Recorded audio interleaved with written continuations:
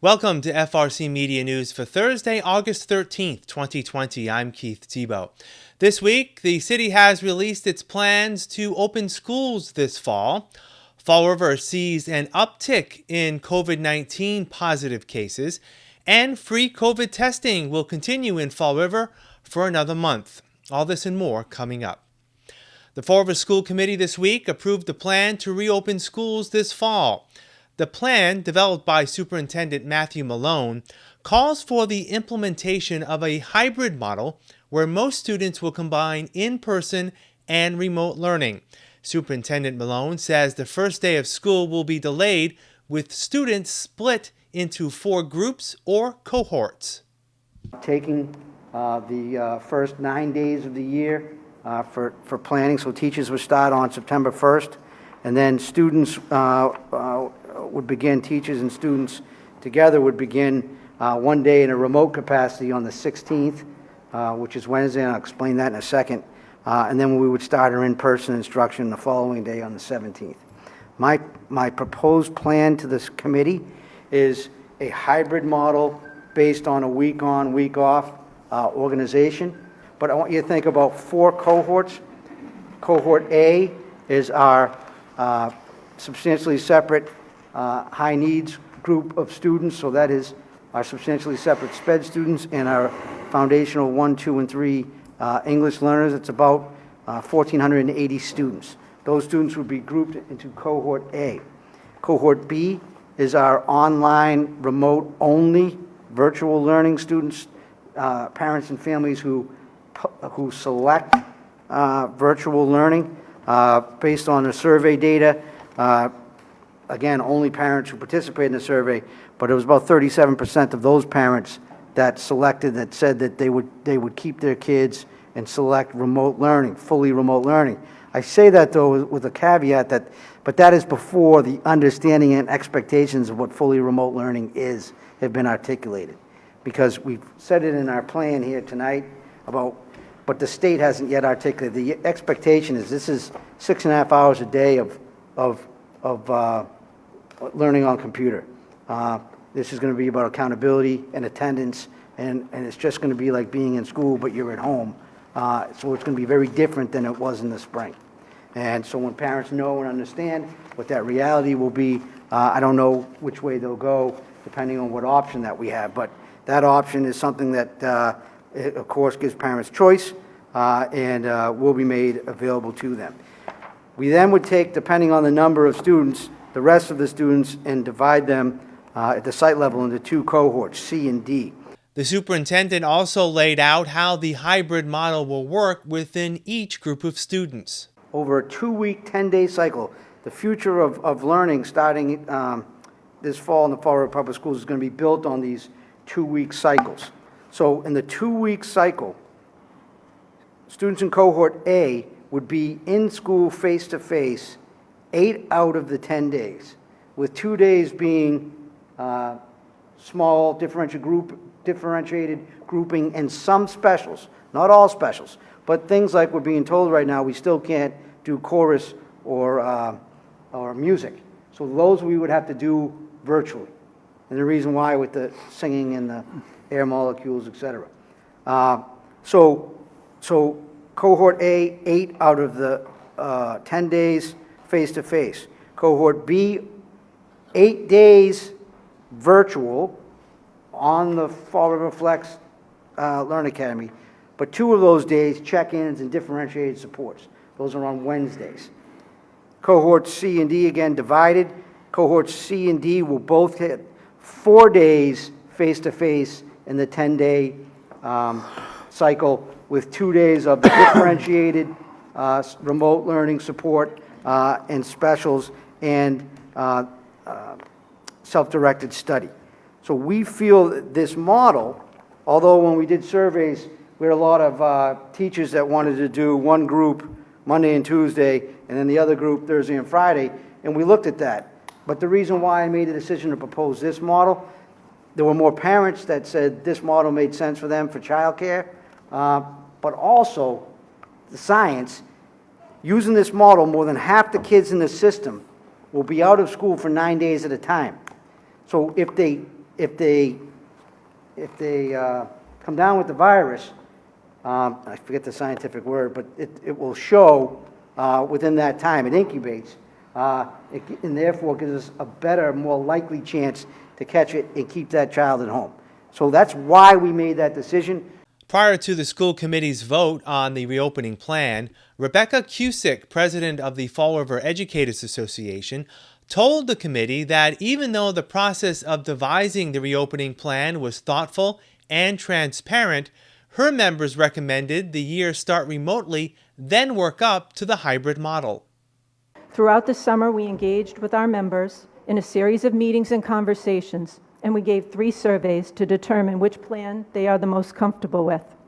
The 2 surveys that we gave in July both showed that the majority of our members supported a hybrid plan as a returned, phased-in reopening. The 3rd survey, however, was given this past week and showed a clear shift in what our members feel is best. 70% support a remote start to the year, with 30% supporting a hybrid model. The reasons for this shift have nothing to do with a lack of confidence in the administration's plan or in this school committee. I'd like to share with you what our members are saying. The biggest concern by far is that the infection rates in Massachusetts and Bristol County are trending upwards. Even with safety precautions in place, our members are fearful of contracting the virus or infecting loved ones who may be vulnerable. They worry about the responsibility of trying to protect their students and their students' families. Second, as other states have started to reopen their schools, we have learned that 100,000 children tested positive in the last 2 weeks of July. Next, DESE's statement that they are not tracking the number of positive cases in schools has undermined educator confidence. The state has not provided scientifically based public health benchmarks, and as of now, there is no plan in place for rapid testing in schools. Finally, as surrounding districts begin to announce their plans, many of our educators, who are also parents, are struggling with childcare issues and conflicting schedules, especially if their towns have announced that they are going to start school remotely.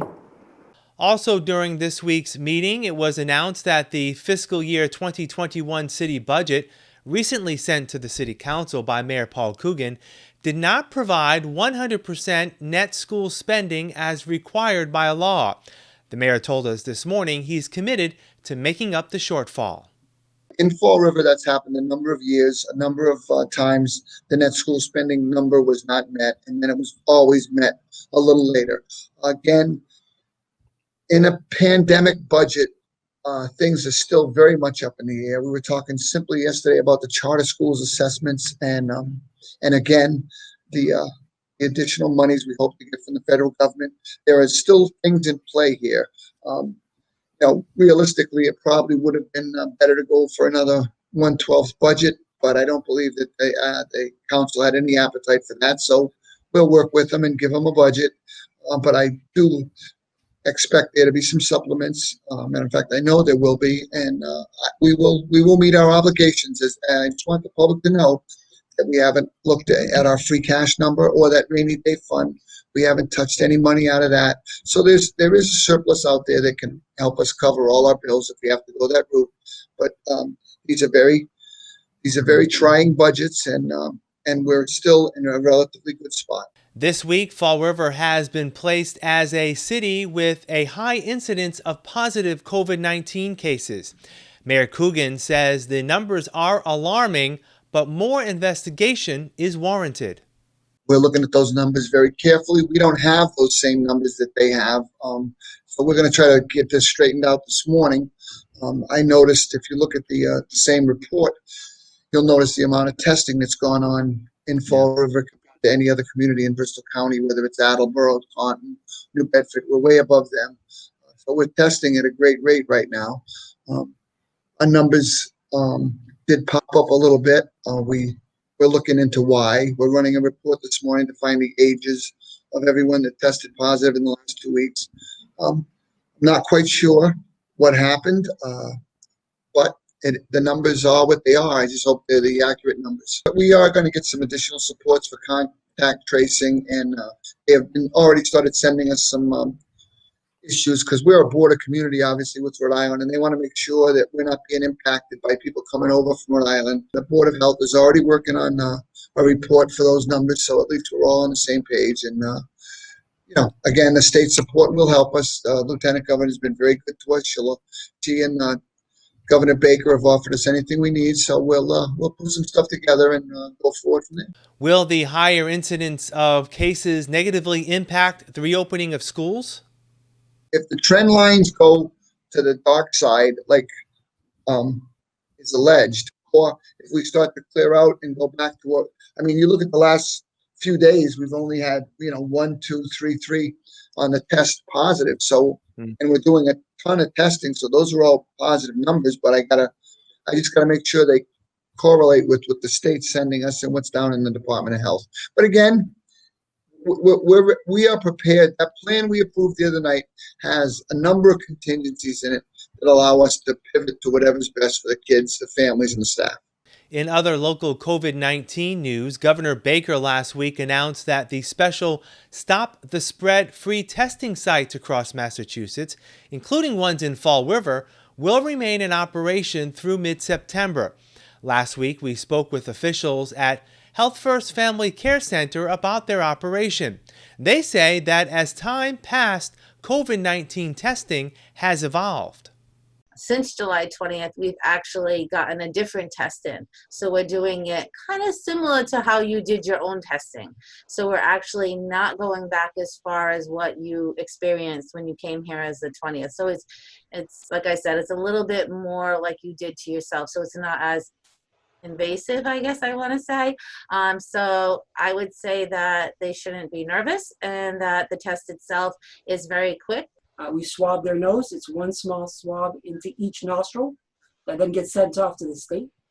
And the laboratory typically turns around the results, hopefully now within 24 to 36 hours. And then once we get those results, we notify the patient. We'll have more FRC Media news right after this. Here are some job descriptions on the latest hot jobs list from the Mass Hire Fall River Career Center. Nursing Assistant, St. Anne's Hospital, located at 795 Middle Street, is looking for a part-time nursing assistant responsible for providing direct patient care under the direction of a registered nurse or clinical leader. Job number 138-61315. Prep Cook. The Cove Restaurant, located at 392 Davall Street, is seeking a full-time prep cook to undertake basic cooking duties and prepare simple dishes such as salads and entrees. Job number 138-47282. Sign Shop Production Specialist. Baker Signworks, located at 75 Ferry Street, has an immediate need for a full-time sign shop production specialist to set up a large format print and graphics printer, produce cut vinyl on a plotter, and oversee production and scheduling. Job number 138-59125. Atlantis Charter School, located at 991 Jefferson Street, is in need of the following full and part-time positions. Teacher Development Adjunct Instructor, job number 138-61762. Paraprofessional Substitute Teacher, job number 138-61912. South Coast Physicians Group, located at 300 Hanover Street, also is in need of the following full and part-time positions. Security Officer, job number 138-60832. Surgical Booking Specialist, job number 138-61082.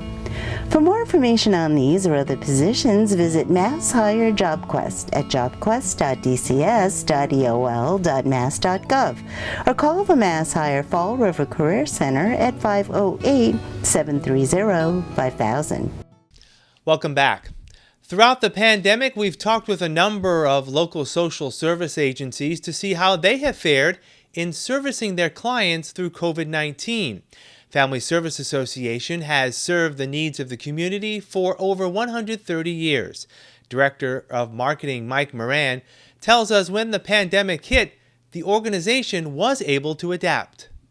there are some face-to-face services, some hands-on services that we do provide, some of which continued right through. I'll give you an example. We have a program called the Home Assistance Program. And with that, we have folks who are trained caregivers, many of them certified nursing assistants, who go to people's homes and apartments and administer personal care. They help them with bathing, dressing, meal prep, errands, housekeeping, and other things. That continued even when many of our other programs temporarily closed down. Telehealth has been magnificent in allowing us to continue to serve people who would be otherwise in face-to-face counseling. Of course, there are a lot of protocols and procedures to deal with to make sure that insurance providers who cover the cost of that and the licensing entities, in the case of our clinic, the Massachusetts Department of Public Health, everyone had to get on board in terms of how we were going to organize and structure this new normal, to use the cliche. And so we've reached a point where all of the services that we once provided are now being provided, some of them with smaller numbers because of space considerations and regulations and mandates from the State House. But we're getting the job done, and we've brought our people back, which we're very, very grateful to have been able to do that, not only for them, but for the people that they serve. The country continues to deal with the racial tensions following the death in May of George Floyd. At Bristol Community College, its Office of Multicultural Affairs has organized a series of workshops aimed at taking a look at the root causes of systemic racism. We're advocating for the underrepresented populations. We're teaching and educating individuals on what racism is and inequalities and inequities are. And being a community college, you want to do something for our community. So we created the social justice forums. And so right now in the first semester, which it was supposed to be from this fall 2020, that's when we were started, but we actually had to begin in the summer because of the George Floyd incident. And so these social justice forums are designed and developed in order to make people aware of what is happening. We created these 6 forums, and we've already had the first 3. The first one was on just hearing voices, want to hear people's experiences. So we did that. That was the very, very first one. That was powerful. And we heard about stories and what people went through and different instances of racism and police brutality to really show the community that these things that you hear in the media is not fake news. It really happens to people. The next forum was social justice in criminal justice and policing, police brutality and racism. One thing that I do in the forum is say we have to have actionable items, and those actionable items are things that are every forum. I want people to not just listen to what's going on, but I want people to leave with tools, things that they can work with. The mayor had a couple of discussions with the police department of Fall River. I attended a couple of those, and from there, myself and Chief Cardoza developed a pretty good relationship. Chief Natalie of Bristol Police Department and Baxter Smith, who's a deputy chief, we've had conversations and we have a good relationship. So we've really, truly been working together. And then what we did is I had them present what their departments have done in the past, what are they currently doing, and what they plan on doing in the future, and how we can be more transparent with our community. And this is how we can, bridge gaps and build together as a community. The next one that we just did last week was race and educational equity. St. Vincent Services in Fall River will still be moving forward with one of its most popular fundraising events this weekend. We'll have more right after this.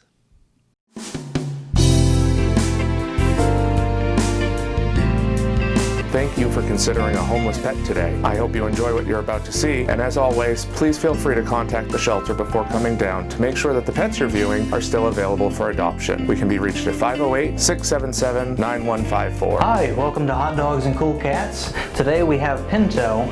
Pinto here, as you can probably tell, he just got his neutering, so he's wandering around with the cone. But he's normally a very friendly, outgoing cat. Just walking around a little odd right now because he doesn't know quite what to do with himself with this thing on. He's about 2 years old. You can tell he's very orange, like a deeper orange. He is good with other cats. Would do well with kids, certainly. Like I said, definitely very friendly with everybody. He'd probably do okay with most dogs as long as they weren't too energetic in his face, that kind of stuff. But once he gets this cone off, that will certainly help. So if you'd like to meet Pinto, you can come down to 300 Linwood Street in Fall River, Massachusetts at Forever Paws Animal Shelter. Today we have Micah. She is a boxer mix. She's roughly 2 years old. She came to us as an owner surrender. It was no fault of her own. It was a hard decision, but they just wanted to give her a better chance at life. She's pretty active. She would probably do better in a quiet, active home though. She loves to go for jogs. She makes a good running partner. She won't try to drag you. She's very smart. She knows all the basic commands. She knows how to sit, give paw. She knows how to wait. She gets along with all sorts of dogs. It doesn't matter the size or the gender. She would definitely make a great companion for somebody. Yeah, when you first meet her, she plays off as a little shy, but she warms up very quickly. So if you would like to come meet Micah, she'd love to meet you at Forever Paws Animal Shelter. That's all for this edition of FRC Media News. Please check out our website at frmedia.org for all the latest news and information, as well as our latest Channel 95 program schedule. FRC Media News airs Thursdays at 6 p.m. and Fridays at 5:30 p.m. For all of us here at FRC Media News, I'm Keith Tebow. Have a great weekend, and we'll see you next Thursday.